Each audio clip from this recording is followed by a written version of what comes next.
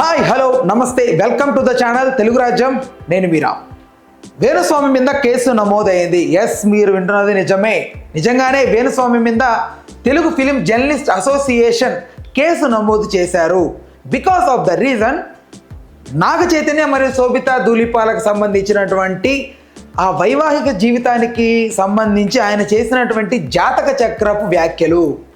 ఆయన మొన్నటి వరకు కామ్గా ఉంటే సడన్గా శోభితా ధూళిపాల మరియు నాగ చైతన్య గారి మ్యారేజీకి సంబంధించి ఎలా ఉండబోతుంది వాళ్ళ లైఫ్ అనే దానికి సంబంధించి వాళ్ళ జాతక చక్రాన్ని వీడియో రూపంలో బయటపెట్టి 2027లో వాళ్ళు విడిపోతారు, ఖచ్చితంగా వాళ్ళు కలిసి ఉండాలని కోరుకుంటున్నాను, ఇలాంటి మాటలు ఇలాంటి అనుచిత వ్యాఖ్యలు చేయడంతో త్రూ సోషల్ మీడియాలో కొంతమంది వేణుస్వామిని మళ్ళీ ట్రోల్ చేయడం స్టార్ట్ చేశారు. మళ్ళీ అతని మీద డిబేట్లు పెట్టడం స్టార్ట్ చేశారు.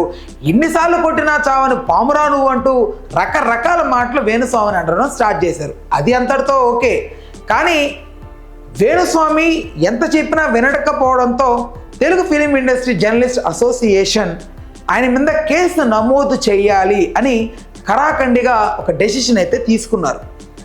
ఓకే, వేణుస్వామి చాలా వరకు చాలామంది సెలబ్రిటీస్ జాతకాలు చెప్పినప్పటికీ ఎప్పుడు కూడా ఈ డెసిషన్ తీసుకుంది సడన్గా ఎందుకు తీసుకున్నారు, దీని వెనక నాగార్జున గారి హస్తం ఉందా, ఆయనే వెనకుండి నడిపిస్తున్నాడా అనేంతలా డెసిషన్ అయితే ఇప్పుడు తెలుగు ఫిలిం సర్కిల్లో చాలా ఫాస్ట్గా స్ప్రెడ్ అవుతుంది. ఇక్కడ మెయిన్గా వేణుస్వామి చేసిన తప్పేంటంటే యాజ్ ఇట్ ఈస్గా ఆయనకి ఏదైతే వాళ్ళ ఫ్యూచర్ తాలూకు ఆ లైఫ్ అనేది ముందుగా ప్రిడిక్ట్ చేసి ఆయన చెప్పడం అది నిజంగా తప్పనే భావిస్తున్నారు అందరూ. చెడు ఉంటే నిజంగా దాచిపెట్టి దానికి సంబంధించి నివారణగా వేరే ఏదైనా ప్రికాషన్స్ చెప్పచ్చు, బట్ యాజ్ ఇట్ ఈస్గా అలాగే చెప్పడంతో వాళ్ళ లైఫ్ ఇలా ఉండబోతుందని ఎంగేజ్మెంట్ టైంలోనే ఇలాంటి వ్యాఖ్యలు చేయడం చాలా తప్పని Telugu film industry journalist association భావించి ఈ రోజున ఆయన మీద ఒక కేసు అయితే ఫైల్ చేయడం జరిగింది. దానికి తోడు వేణుస్వామి ఇదివరకు ఇలాంటి సిచ్యువేషన్స్ చేస్తుండడంతో మా అసోసియేషన్కి సంబంధించి మంచు విష్ణు గారికి చాలామంది యూట్యూబర్స్ కొంతమంది మా యూట్యూబ్ ఛానల్స్ మీద స్ట్రైక్ వేసిన నువ్వు మా అసోసియేషన్ అధ్యక్షుడిగా ఉంటూ మీ అసోసియేషన్కి సంబంధించి వేణుస్వామి లాంటి వాళ్ళు వ్యాఖ్యలు అనుచితంగా చేస్తున్నప్పుడు వాళ్ళని ఎందుకు మీరు ఖండించడం లేదు అని త్రూ సోషల్ మీడియా వాళ్ళ యూట్యూబ్ ఛానల్స్ ద్వారా వాళ్ళ గోడుని వెల్లడించుకున్నారు. అయితే అది మంచు విష్ణు వరకు వెళ్ళిందేమో, ఆయనే స్వయంగా వేణుస్వామికి కాల్ చేసి మాట్లాడారంట. సో ఆ విషయాన్ని స్వయంగా వేణుస్వామి తన ఇన్స్టాగ్రామ్లో పోస్ట్ చేశాడు.